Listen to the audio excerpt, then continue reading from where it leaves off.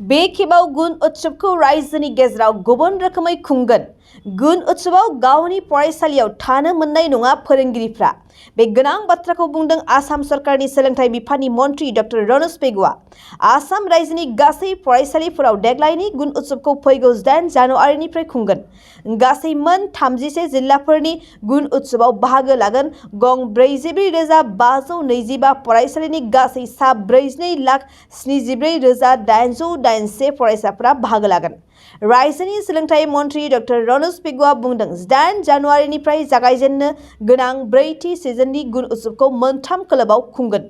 नाथाय बे खेबनि गुन उत्सवखौ सिगांनिख्रुइ आलादा रोखोमै खुंगोन होननानै मन्थ्रिया फोरमायदों। सोलोंथाइ मन्थ्रि डक्टर रनज पेगुआ रेन्डमाइजेशन मुंनि अनलाइन पर्टेलखौ बेखेवना होनाय समाव गुन उत्सव खुंगोननि सायाव बे गोनां बाथ्राखौ फोरमायदों।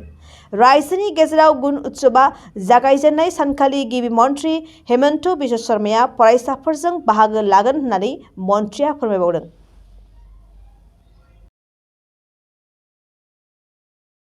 नोंथाङा सानाय सुनाय बेरामनि जेंनायाव गोग्लैदों नामा? जुदि नोंथाङा सानाय सुनाय दंब्ला जिंगासिनांगौ गैया। चिरां जिल्लानि बेंटल गेट साफागुरियाव दायो एसआइ निउर' थेरापि सेन्टार दंसै। बे थेरापि सेन्टाराव नोंथाङा गोरलैयैनो देहानि सानाय सुनायखौ फाहामथाय लानो हागोन। बे आथिं सानायानो जाग्रोदों, ओमफ्राय जानाया एसे सिगांनिफ्रायनो जाखादों, ओमफ्राय बिदिनो गुबुन गुबुन मुलि जाबाबायदों, ओमफ्राय हामाखै।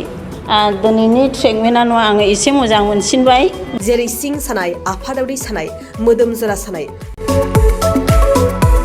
आइजोफोरनि जेंना, खर' सानाय बायदि बेरामखौ फाहामनाय जायो।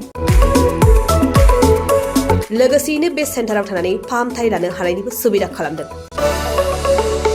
नोंथांमोनहा एसआइ निउर' थेरापि सेन्टाराव फाहामथाय लानो गोसो दंब्ला नैबे मबाइल नम्बर 7620160459 नङाब्ला 9476977956 आव थोंजों सुलाद लानो हागोन।